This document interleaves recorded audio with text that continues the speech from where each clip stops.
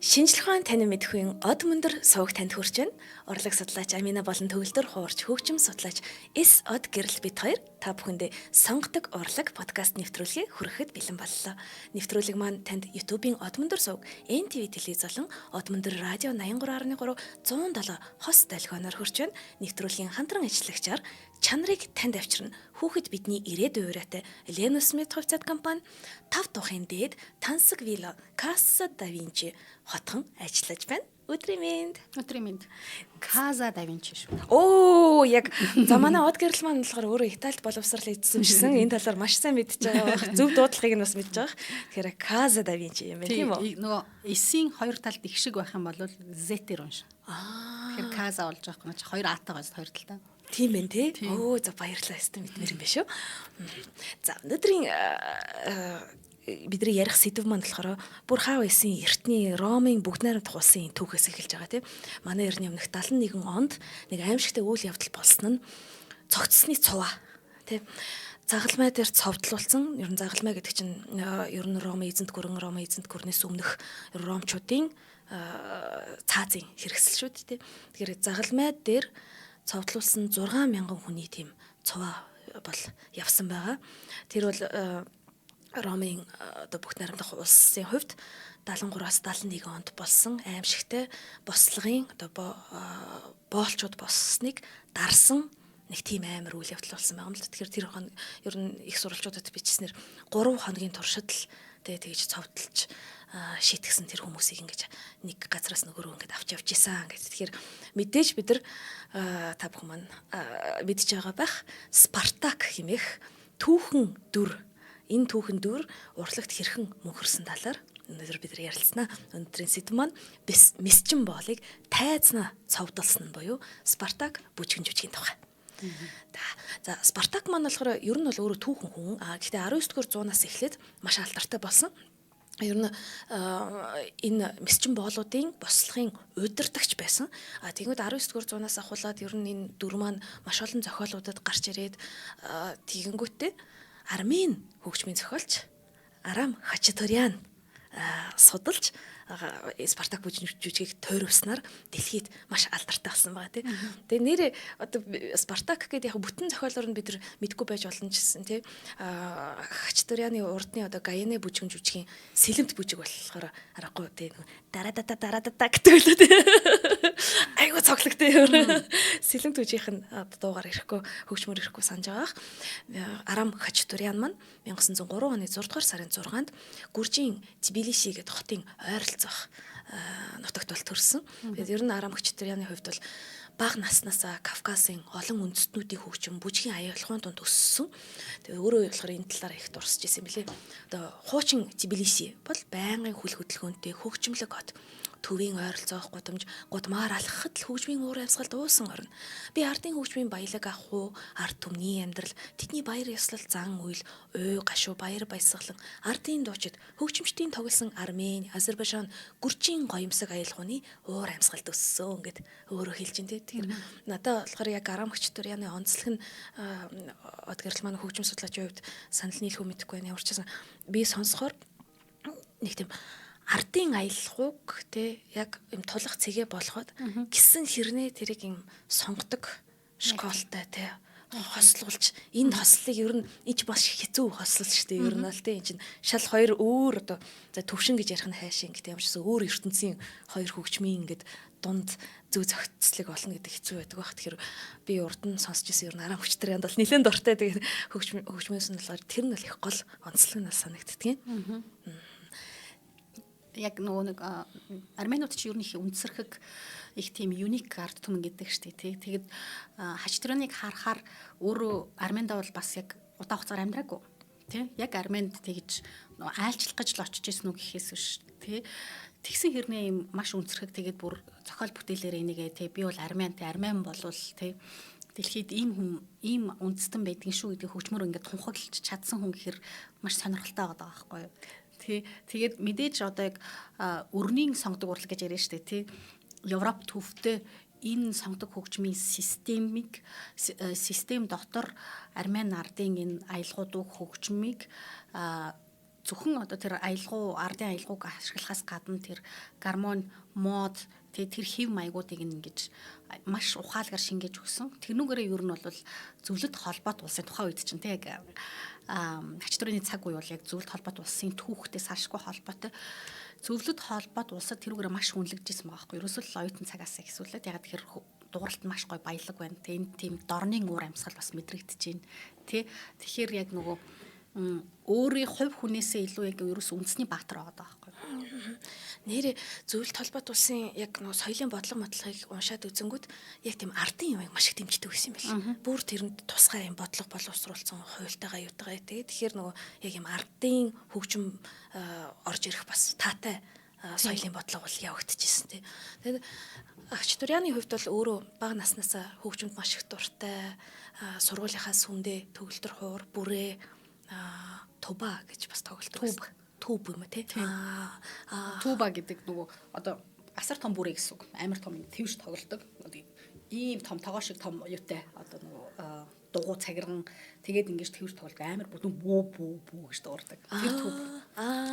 Тэрийг төв гэж байгаа юм тий.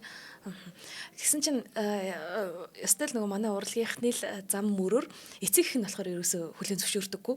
Ер нь эцэг их нь тийм зураач, хөгжимчин энтриг бол ингэ нөгөө уйдсандаа хийдэг тий. Ийм дампуу мэрэгжил гэж боддог. Тий, дампуу мэрэгжил юм хобби байж болно. Тэгэхээс биш ерөөсө тийм яг сериус нэдэ яг юм үнэхээр амьдралд хоолоо олж идэх мэрэгжил биш гэд ер нь хүлэн зөвшөөрдөггүй байсан юм байна. Тийм учраас агч Турианы хувьд бол нэлийн ороодч тий Москвад ирж оюутан болсныхаа дараа л яг хөгжмөр нухацтай хичээлжсэн. Тэгэд анхандаа болохоор Москвагийн их сургуулийн биологийн ангид сурч байсан гэдэг чинь Москвагийн их сургууль гэж одоо МГУ шүү дээ тий. Нэлийн том сургууль тэгээ биологийн ангид сурч ирсэн хэрнээ хажуугаар нь давхар Гнесиний нэрмжит хөгжмийн сургуульд морин хилийн ангид сурч ирсэн юм байна. Тэгээд 3 жилийн дараа буюу 1925 онд 22 наснда л хөгжмийн зохиолчийн ангид бүр мөсөн шилжснээр одоо жинхэнэ мэрэгчлээ олсон гэдэг чинь. Тэгэхээр энэ бол ер нь айгу оройтж байгаа биз дээ тий. Мэрэгчлийн хувьд. Тэгж үзэж болно. Гэхдээ агч Турианы яг ерөөсөө багасаа л одоо маш авьяастай. Тэгээ үнэхээр ингэж дотор нь буцалж идэг тийм хүн байсан гэдгийг бол хөгжим судлаач нар хэлдэг л дээ. Тэгэхээр нэгэнт авьяас байгаад байгаа бол бас тэр их хүсэл биш дээ. Энэ олон жилиг хүлээлээ. Тэгээд яг Москва руу очиж сурахыг бол агч Туриан маш их одоо догдолж хүлээж тэр моментыг их зорьсон байгаа байхгүй юу. Тэгэхээр тэр цаг хугацааг маш үр бүтээлтэй өнгөрөөсөн байна. Одоо төгөлдөр хуур тоглох чадварын эднэр харахаар бичлэгнүүд байдаг. Маш сайн тий их гарамгай. Тэгэхээр тэгжиж бас нөгөө талаар төгөлдөр хуурыг сайн эзэмшиж маш сайн бичин л дээ оркестрт зориулж тий.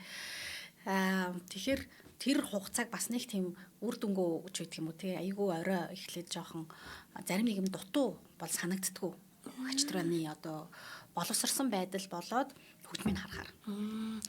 Тэгээ нөө цаашдаа Пётр Ильич Чайковскийн нэрмжит Москвагийн консерваторийг амжилттай төгссөн гэдэг. Тэгээд өөрийнх нь дурсамж хэсэгт бас байлаа л дээ. Нөө анх консерваторид шалгалт өгч байхдаа яг анхныхаа удаа тэр хөгжмийн зэмсгүүд тэр тоглож исэн гэд тэгсэн хэрнээ ерөөсөө шууд л ритм тэр зүй тогтол ийм хөгжмийн ойлголтууд өөрт нь маш ойрхон байсан тухай.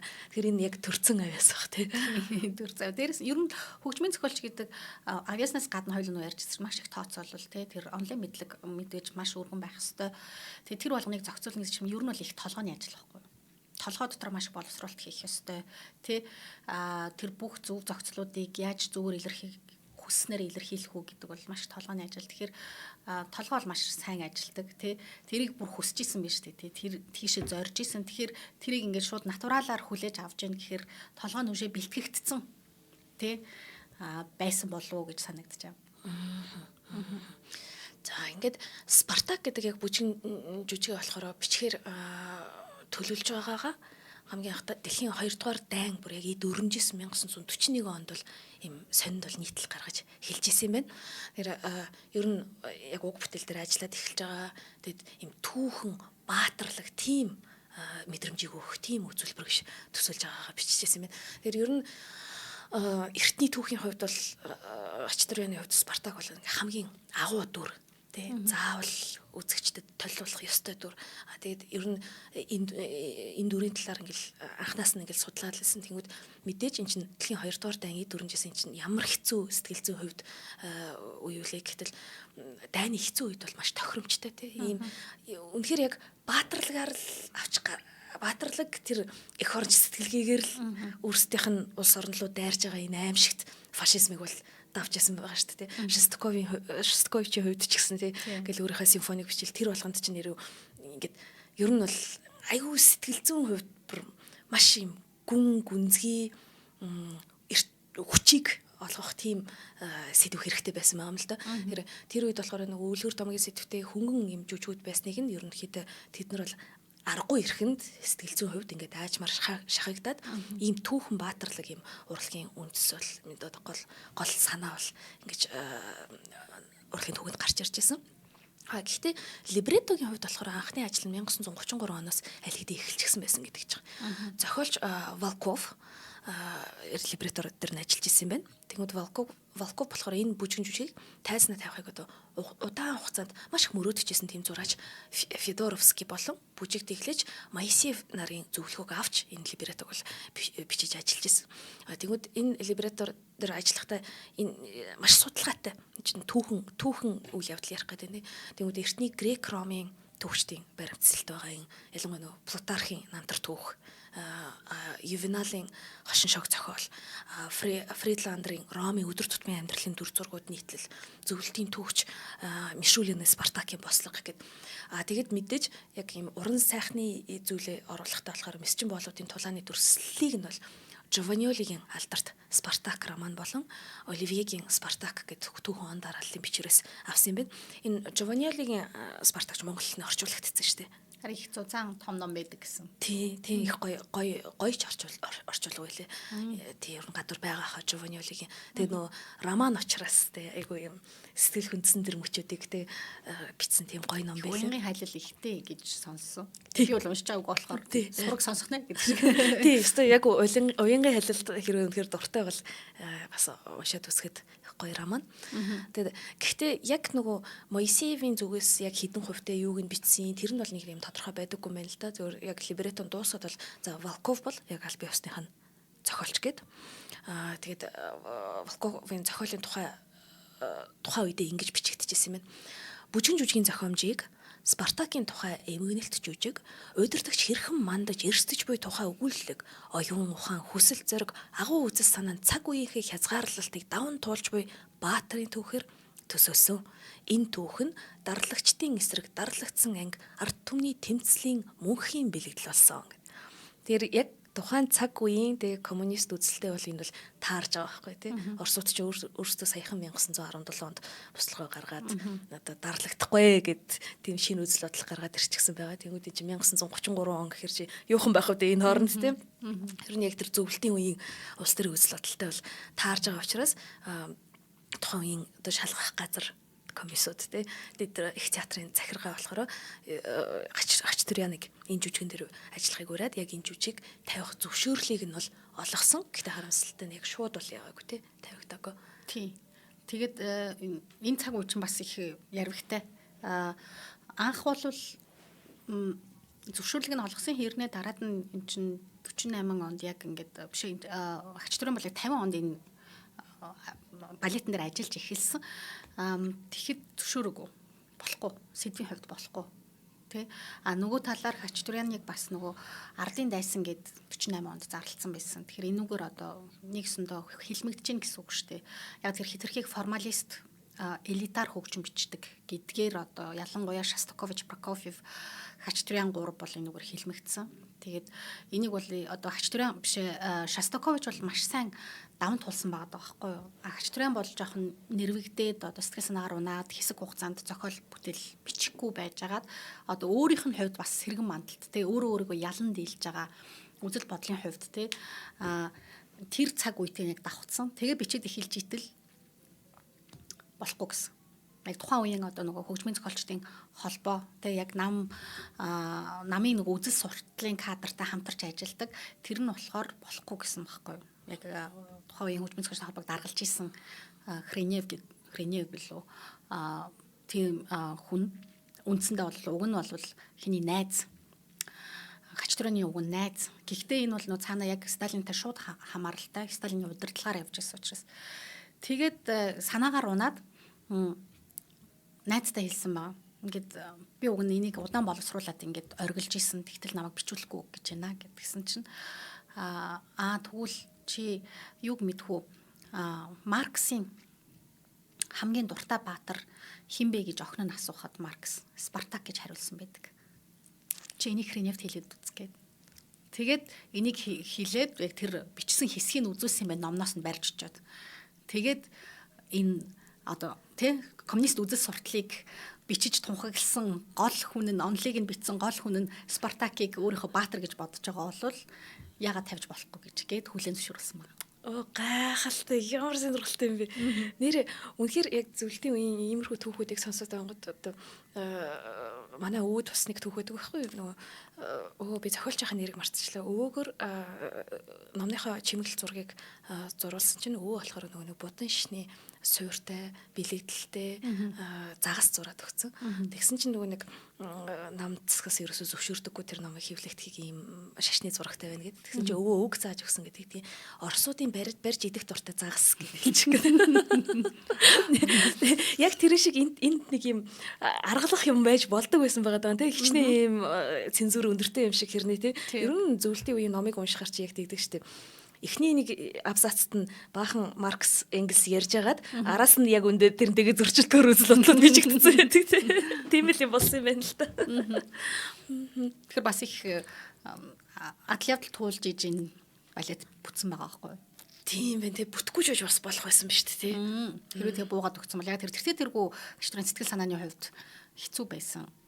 Ганцаардчихсан. Тэгээ бас яг тэр яагаад ардын дайсан гэж хэлүүлэх үзүүлэгч нь их амар юм билээ л дээ. Яагаад тэгэхээр оркестрийн хөгжимчид хүртэл өмнөх өдөр нь одоо хачтрооны хөгжим гайхамшигтай гэж яриад тоглож исэн хэрнээ яг тэр тушаал одоо тэг өөрийг нь ардын дайсан гэж олон нийтэд зарлангууд маргааш нь бүгдээрээ муулаад эхэлсэн гэж аахгүй. Хөгжимчид хүртэл. Тэгээд арт түмэн байна тий.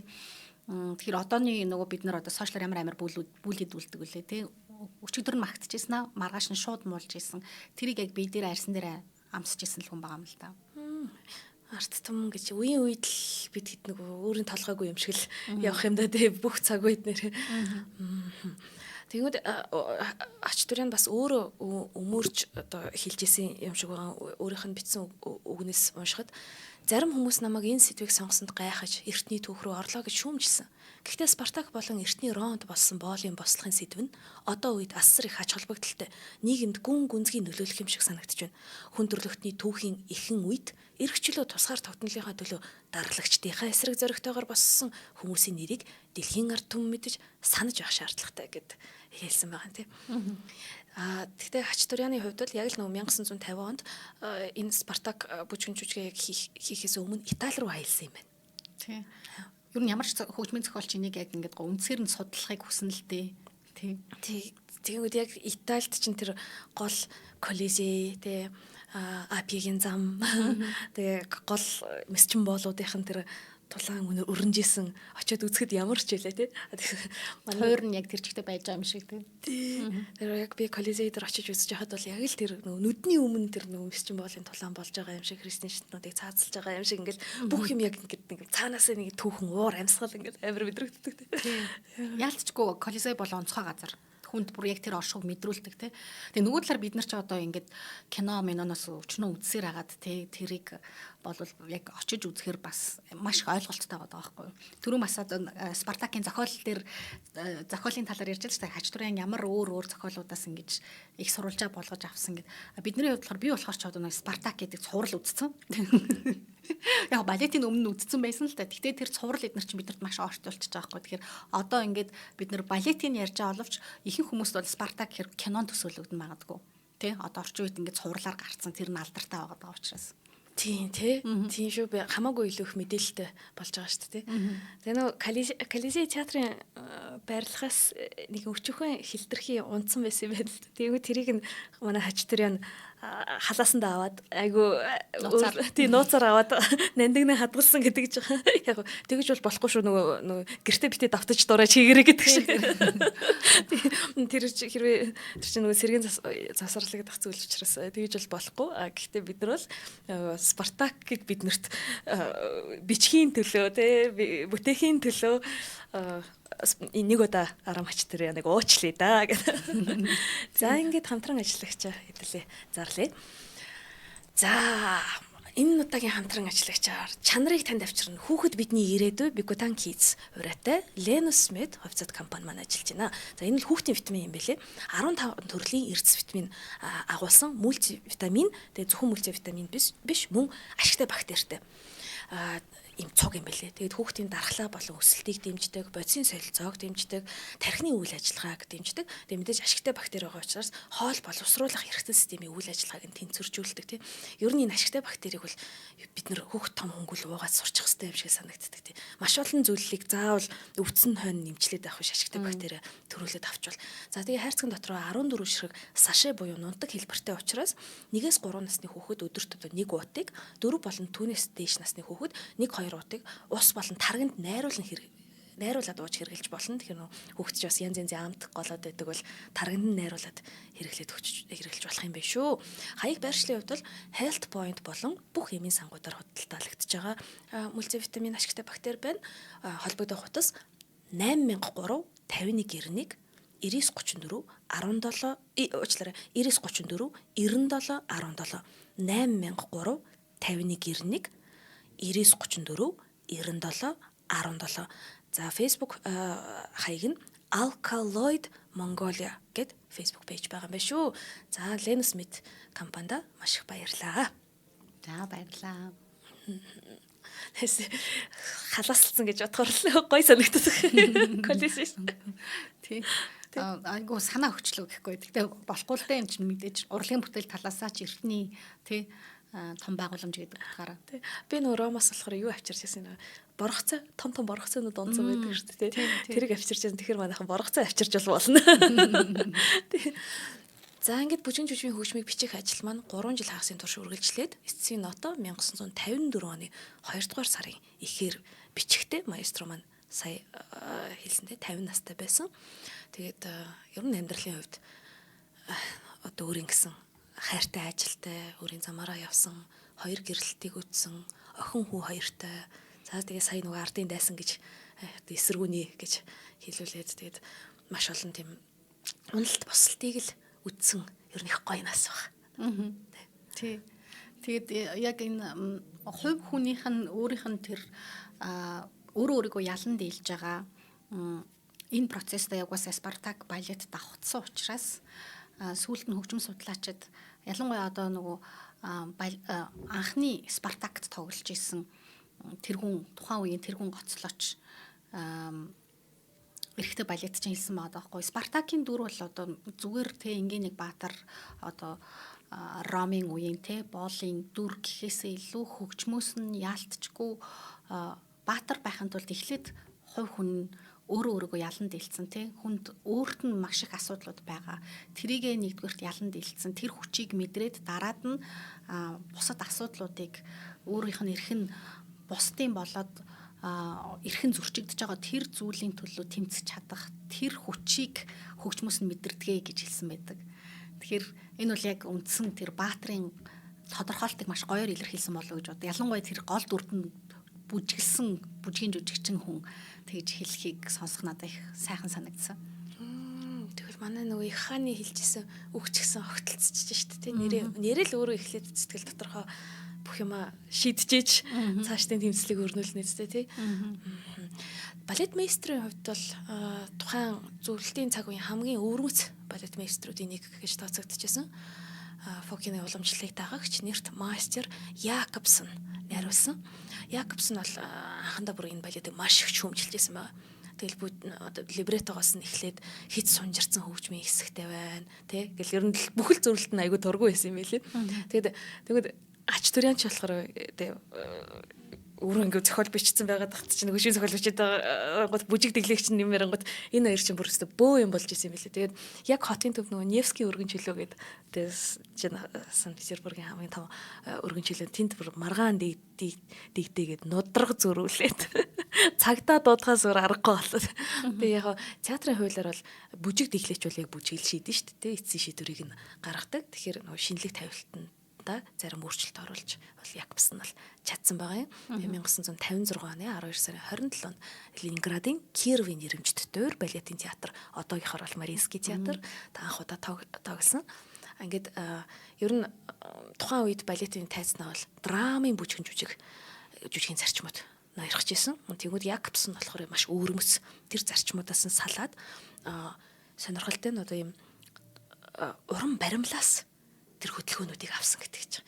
Ер нь бол Эрмитажт чинь тэр үед нэгэн том үзмөрүүд ирсэн, Пергамоны тахилын ширээ гэд том үзмөр ирсэн байгаа. Тэгэхээр тэрийг үзээд ер нь уран баримлын тэр архитектоник хөдөлгөөнүүдийг үзээд тэр хөдөлгөөнүүдийг бүжгэн цитануудын дүр, одоо бурхтын дүр тэр болгоноос санааг нь авч бүжгээд эхэлсэн гэдэг юм байлээ. Энэ хач турын зөрчилдөх нь аргагүй л да. Ягаад гэхээр хөгжмийн хувьд хач турын өөрөө бас нөгөө хөгжмөр аюул том драм бүтээчихэж байгаа байхгүй юу? Бүр яг нөгөө хоёлаа өмнө нь Чайковский дээр ярьж ирсэн. Ягаад гэхээр Чайковскийн уламжлал, Прокофьевийн өмнө нь одоо бас Ромео Жюльет гэдэг бас маш том драмыг бүжгээр гэхээсээ илүү хөгжмөр илэрхийлчихсэн. Тэр уламжлалыг хач турын үргэлжлүүлж байгаа байхгүй юу? Тэгэхээр нөгөөнийг хоёлангаа ярьж ирсэн өмнө нь лейтмотив дүр оноосон тий. Тэгэхээр аялгау болгон өөрийн гэсэн дүртэй шүү дээ. Одоо ялангуяа тэр Ромын цэргүүд, Ромын жанжин эднэрийг илэрхийлж байгаа хөгжим нь яг нэг. Тэгэхээр тэр хөгжмөр одоо энэ балет эхэлж илаа гэхэд дараад нь дахиад Ромын цэргүүд орж ирэхэд яг тэр хөгжим дахиад автагддаг. Тэгэхээр тэр нөгөө тэрийг лейтмотив гэдэг байгаа байхгүй нэг дүр илэрхийлсэн. Тэгэхээр бүх юм нь маш тодорхой дүрслэлтэйгээр хач турьяан хөгжмийн драм болгож бичсэн байгаа байхгүй юу. Тэгэхээр тэрнийг балетмейстер өөрөөр хараад байна шүү дээ. Тэ өөр болгоод ингээд үгүй энэ хэсгийг ингэж солино тэ энийг хасна гэхээр зөрчлөх нь аргагүй л дээ. Тэгээд тийм зодонд хүрсэн байна. Энэ дэр нөгөө партитурыг богиносхийг эрс эсрүүцэж байлаа гэд тэгсэн байгаа юм тийм. Ач турьяан өөрөө. Тэгэхээр партитур гэдэг зүйлийг үзэгчдэд тайлбарлаж өгвөл партитур гэдэг чинь одоо симфони оркестрийн бүх нот удирдаачийн өмнө байдаг тий хөгжимчд бол яг ингээд хийлч бол яг зөвхөн өөрийнхөө тоглох хийлийнхаа хэсгийг нотоор аваад сууж байгаа тий нэр оркестрийн хувьд энэ нөгөө маш том энэ ч бүр төгөлдөр урагтал ордог энэ балетанд тий тэгэхээр удирдаачийн өмнө болохоор бүх хөгжмийн зэмсгийн нотнууд ингээд яраатал загсаатай байдаг. Тэгэхээр тэр одоо ингээд яг тэрний хэсэг, энэний хэсэг гэдээр одоо гарчигтай тэгээд бүх одоо энийг удаан хэмнэлээр энийг ийм илүү урагшаа хэмнэлээр ч гэдэг юм уу, энийг sweet маягаар гэдэг юм уу, ингээд бүх юм тодорхой бичигдсэн тэр одоо зохиол гэдэг юм уу. Тэр бичвэрийг партитура гэж нэрлэдэг. Тэгсэн чи тэрийг нь богиносгоно гэдэг чи одоо ер нь бол үндсээр нь богиносохгүй. Тийм, ерөөсөө л одоо гол хэсэг тэр маш тодорхой драм болгоо тавьсан юмыг л дундаас нь хасна болно гэх. Тэгэхээр энэ чинь гол нь хач турын энэ чинь бүр 3 жил битсэн байгаа шүү дээ. 50 оноос эхлээд 50 оны төгсгөлөөс эхлээд ингээд 54 он хүртэл үндсэндээ бол 3 жил хагас битсэн гэж байгаа байхгүй юу. Тэгэхээр чинь маш их боловсруулалт удаан хугацаанд судалсан, боловсруулсан энэ юмыг энэ хөгжмийг нь тий агуу бүтээлгэгдэж байгаа шүү дээ. Өөрийнх нь хувьд яг сэргэн мандалтын үе гэж одоо сүүлд нь хөгжмийн судлаач нар үзэж байгаа байхгүй юу. Тэгэхээр энийг нь тий үгүй энийг чинь ингэж хасна гэхээр хэцүү л дээ. Ер нь л эйгүү шүү зүр нэвтрүүлэгт ороход хүртэл зохиолоос хасчингууд хэцүү байдаг шүү дээ. Манай зохиолчд бол нэлээд хэцүү л байгаа тий. Тэгсэн чинь бүр хөгжмийн агуу зохиолоос ингэж хасна гэхээр тий.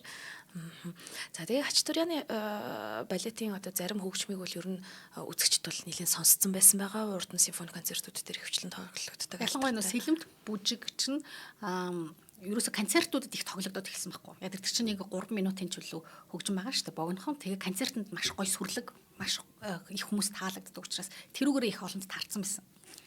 Тэр гоё тэр. Тэгээд энэ анхных нь одоо Спартакийн бүжгийн жүжигчин нээлттэй бол Павел Фельдт тоглолтыг нь удирдаад Аскальд Макаров, Роберт Гербек нар гол дүрүүдийг гүйцэтгэсэн гэдэг чинь. Ерөн Спартакт чинь тэгээд онцлог нь бас 2 эрэгтэй гол дүртэй юм байл шүү дээ. Тий. Чинээс ер нь бол ингээл хосууд ч юм уу арай өөр байдаг бол энэ бол бас тий Спартак болон нөгөө Ромын жанжин Крас тий. Ер нь хөгжмийнхэн тухай яг ямар онцлогтой юм болов? Хөгжим нь түрүүний хэлдгээр одоо Чайковский, Прокофьев уламжлалыг үргэлжлүүлсэн байна. Дээрээс нь энэ бол симфони оркестрыг баг бүтнээр нь ашигладаг. Бас маш гоё цогц, баялаг тим хөгжимтэй. Тэгээд яг тэр одоо маш сүрлэг, эрч хүчтэй, хэрнээ уянган хэсгүүд нь маш эмзэг, тий бүр ингээд хайр дүүрэн одоо хайр асгарсан гэж ярьдаг шүү дээ, тий. Тийм тэгээд дээрээс нь мэдээж үхлийн гашуудлын энэ болгоныг симфони оркестрыг бүр тултал нь ашигласан. Тэгэхээр энэ чинь одоо зарим балет, зарим хөгжим эднэрт одоо босоо ятгах буюу арф хөгжимч гэх юм уу төгөлдөр хуур эднэр ашиглагддаггүй бол энэ чинь бол маш ихээр ашиглагддаг. Дээрээс нь одоо яг юм мэдээж Ромын сүр хүчийг үзүүлж байгаа учраас нөгөө гуйлын үлээврүүд тэн дээр тэр бүрээ, туба, валторн одоо татах бүрээ буюу тромбон эднэр маш ихээр ашиглагддаг. Дээрээс нь нөгөө модон үлээврүүд чинь маш ихээр бас ашиглагддаг. Ялангуяа тэр 2 дугаар үзэгдэл төр жишээлбэл кларнет хөгжмийн солонууд их байгаад байгаа байхгүй. Тэр кларнет хөгжим одоо дангаараа гэхээс гадна бас одоо кларнетны өөр хувилбар болох бас кларнет эднэр ашиглагдаж байгаа. Тэгэхээр кларнет хөгжим чинь бидний мэдэх одоо данганц тэр модон үлээврээсээ гадна бас дотроо аюу олон хувилбартай биш тий. Тэр эднэрийг ингэж маш одоо гарамгаа ашигласан гэдэг юм уу. Дээрээс нь хач туряаны хөгжим маш одоо оркестрийн хувьд баялаг гэхээсээ гадна их орчин үеиг гэдэг юм уу. Маш өрнөв их өрнөв. Тэгээд энэчнээс одоо ялангуяа тэр 2 дугаар үзэгдлийн эхлэл хэсэг дээр тэр нөгөө одоо Ромынхны 6 цэнгэл тий одоо завхаарл тий 6 цэнгэл тэр нэг юм үдшилэг тэр хэсэг дээр нэг орчин үеийн нэг варите хөгжим сонсогдоод байгаа юм шиг. Жишээлбэл тий тэгсэн хэрнээ тэнд маш их бас жаз хөгжмийн элемент байдаг. Тэгэхээр яг ингээд нарийн сонсох юм бол бас жазаас их суралцсан хөгжим их байна. Хөгжмийн дууралт, гармон, зохиролт тэр дунд байна. Тэгээд Оросын нэг хөгжим судлаач хэлсэнсэн бүх хөгжмийн зохиолчдод магадгүй ингээд нөгөө 2 дахь эх орон, 2 дахь сүнс гэж байдаг. Тэ. Тэгэхээр хиний хач туряаны хувьд 2 дахь эх орн нь магадгүй Америк байсан байх гэдэг. Яагаад гэхээр тийм жазын элементүүдийг маш их сонирхож бас тэрнээс ингээ орсон байх. Тэгэхээр энэ маш баялаг гэдэг нь мэдээж армян ардын дуу хөгжмийн элементүүд байгаа. Тэрнийг өргөмийн хөгжмөнтэй их гоё зохицуулсан байгаа. Тэгээд дээрэс нь ийм орчин үеийн элементүүдтэй ялангуяа жаз хөгжмийн дууралт химнэлүүд их ороод ирж байгаа. Синкопыг одоо маш их ашигладаг гэх мэтчлэн.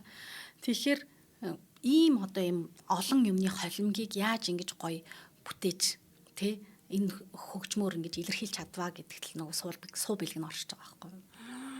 Тийм ээ тий.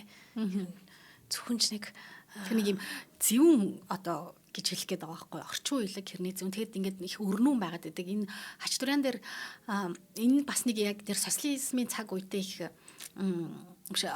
их тийм юу ятсан юм шиг нэг тийм өрнүүн бүтээн байгуулалтын тийм уур амьсгал бас их мэдрэгддэг.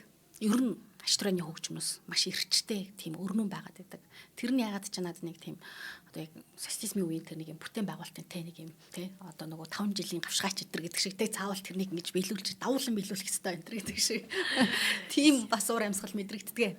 Яг бүтээн байгуулалт гэснээс 5 тухын дээд тансаг вилла Casa da Vinci хотгоныхон бүтээн байгуулалтын тухай үзэгчдтэй сонсогчдтой хүргэе. За бидний хамтран ажиллагч Casa da Vinci зөв хэлсурсан шүү. За ингээд ер нь Улаанбаатар хотод бол нэлээд олон одоо ногоон байгууламжтай амьдрах 5 тухыг бүрдүүлсэн River Garden, Vega City, River Plaza, Garden City гэдэг ийм төслүүд хэрэгжиж байгаа.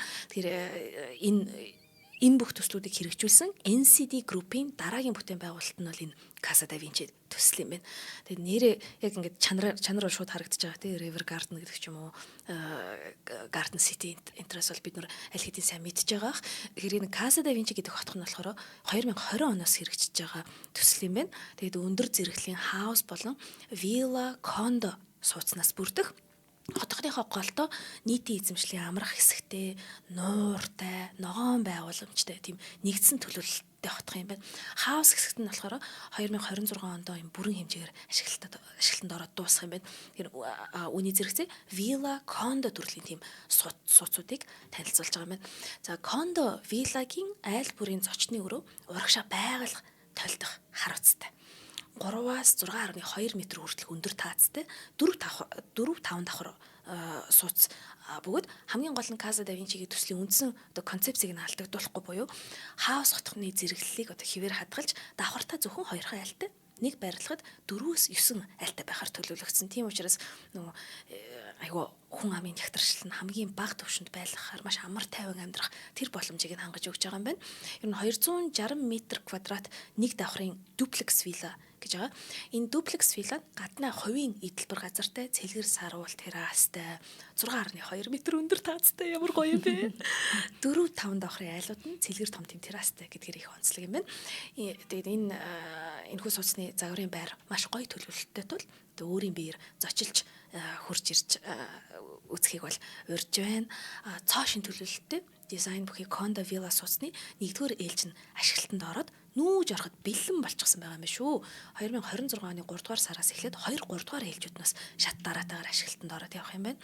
Кондо вилла нь 112 м2-аас 260 м2 цонголчтой дуплекс хаус, апартмент, пентхаусаас бүрдэж байгаа юм байна. Тэгэхээр бүх загварын байрууд өдөр бүр ажиллаж байгаа. Хаягийн хувьд бол хан улд дүүрэг 23 дугаар хороо, Арцтын ам, Нүхтийн зам дагуу Casa da Vinci хаус хотгон холбоо барих утасны дугаар 75 тэг 7 50 50 75 тэг 7 50 50. Веб хаяг нь Casa da Vinci, Casa дундуур зураас da Vinci цэг юм гэж байгаа шүү. Тэгэхээр 5 тухын дээд тансагвлаа Casa da Vinci-да маш их баярлалаа. Чамайг сая нэг таацны өндөр яриад амирын гэсэн чинь шууд яг ямар баримл ямар уран зураг тавих бол гэж бодогдох бах та гэж бодогдчихлээ.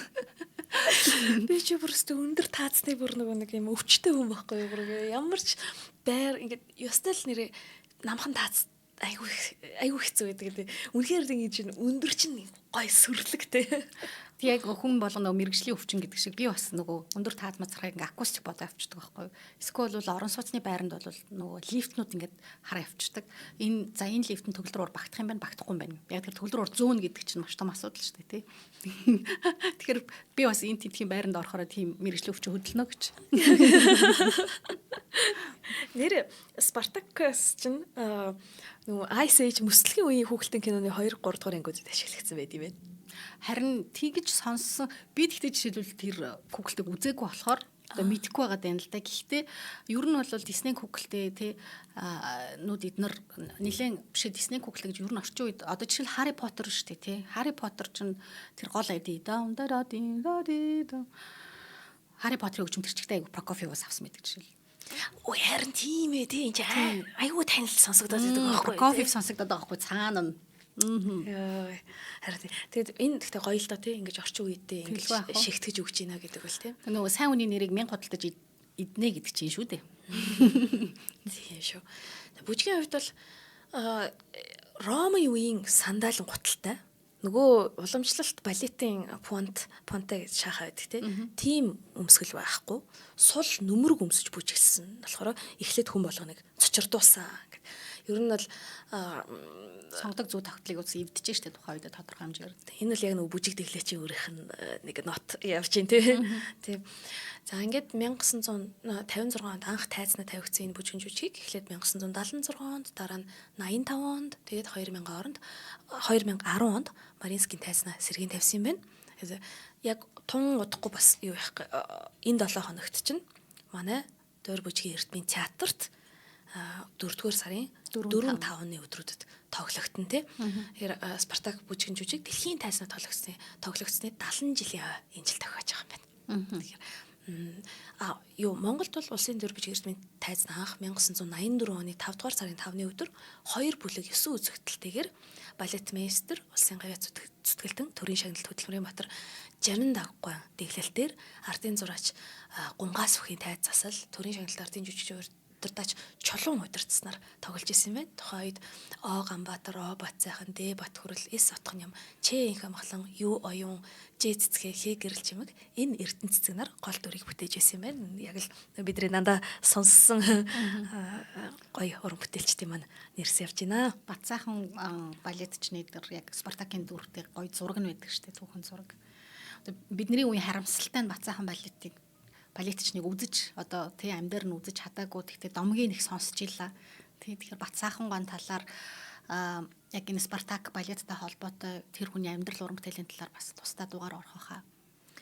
Тийм тий үнэхээр бас энэ чинь урлагийн түүхэнд нэрээ үлдээч гэсэн хүн шүү дээ тий. 2012 онд бол соёл урлагийг дэмжих төгөлдөр сангийн санхүүжилтээр Спартак бүжгэн жүжиг сэргийн тоглосон. Энийг бол би бүр маш сайн санаж байгаа. Бүр төгөлдөр сан гэл тэгэл Спартак гэл би бараг 12 онд л анх үзчихсэн байж магадгүй. Тэгтэл бүр нөгөө төрөгийн удаа хоёлаа Евгений Онегин нэг нөгөө анх дуур сонсож байгаа хүмүүст нэг их санал болохгүй байна. Бэлтгэл шаардлагатай гэжсэн бол миний хувьд Спартак бүжгэн жүжиг эсэргээр хамгийн анх балет үзэж байгаа бол үзэхэд их тохиромжтой санагд. Тий тай заслын хувьд ч тэр хөгжмийн хувьд ч тэр тий их тийм ерөөсөө унтуулна гэж байхгүй шүү тий шууд автуулна тий шууд автуулна ялангуяа хөгжим нь бол тэг нөгөө талаар бас бүжигчдэд их сайхан байдаг юм шиг байгаа. Тэгэхээр хөгжим нь бүжигчд өөрсдөө хөгжим нь гайхалтай энэ дэр бүжиглэх бол үнэхээр гайхалтай гэж аахгүй. Тэгэхээр ямар юм хүчтэй автуулдаг тий нөлөөтэй хөгжимтэй байна гэдэг эндээс харагдана л да. За тэгээ Спартак маань ер нь үйл явдлын хувьд бол одоо нөгөө Ромд одоо яг түүхэн явдал дээр жинкнээсээ крас гэж Ромын жанжин байгаа.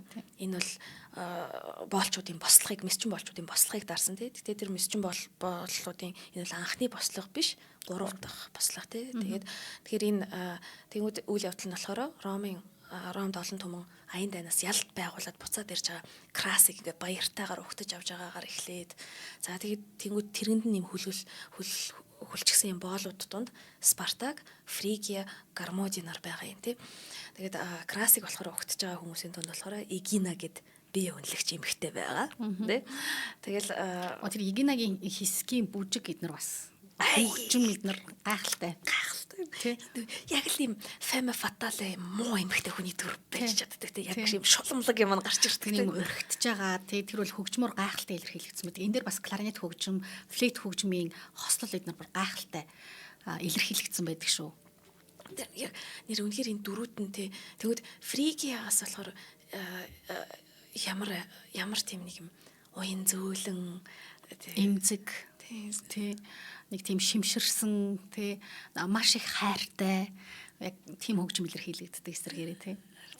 Яг тэр сүүлийн Спартакийн цогцтой хэсэг дэрчсэн. Оо тийм бүр уйлуулмаар тий. Уйлуулмаар одоо яг хоёр хэсэг байна. Мэдээж төгсгөл хэсэг тий. Яг тэр эмгэнэлтэд төгсөж байгаа учраас нөгөөх нь яг энэ хоёрдугаар бүлгийн төгсгөлд гардаг алдартай адажо хэсэг нь шүү дээ. Энийг одоо бүр хүн болго ютубер ороо сонсоосаа гэж би хүсэж байна те. Одоо балет те мэдээж дуурин театрт очиод үзэх хэрэгтэй. Гэтэ үзэхээс өмнө ядаж адажог ингэ сонсоод хамаг шар үсээ босгочоод очоос. Бүр би бол сонсоод уйлсан. Тэ өнөөдөр өглөө би жишээлбэл яг ингээд те Башой театрын бичлэгийг үзээд одоо оршихуйга бэлтгэх гэж те.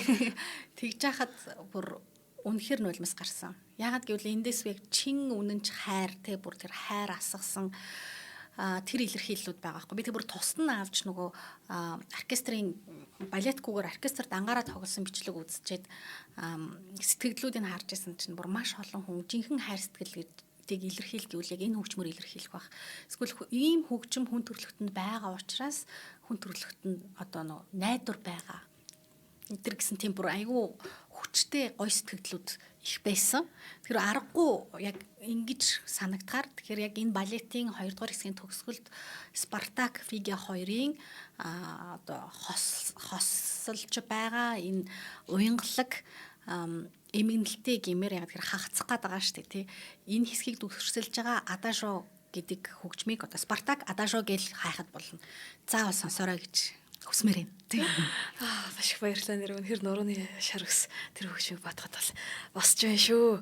За ингээд шинжлэх ухааны таны мэдхүн од мөндөр сувг танд хүрлээ. Урлаг судлаач Амина болон төгөлдөр хуурч хөгжим судлаач С од гэрэл бит хоёрын бэлтгэн хүргэсэн сонгодог урлаг подкаст нэвтрүүлэг маань инхүү өндөрлөж байна. Харамсалтай нь. За нэвтрүүлэг маань та бүхэндээ YouTube-ийн од мөндөр сувг, NTV телевиз болон од мөндөр радио 83.3 107 хост төлгөөнөөр хүрлээ. Нэвтрүүлгийн хамтран ажиллагчаар ажилласан чанарыг танд авчирна. Хүүхэд бидний ирээдүйн ураатай Lenus Smith хувьцаат компани 5 тухайн дээд тансаг вилла Casa da Vinci буюу Casa da Vinci хотхондоо маш их баярлаа. Од гэрэлтэй баярлаа. Аминада баярлалаа. Үзэгчтэй маш их баярлалаа. Бай. За баяртай.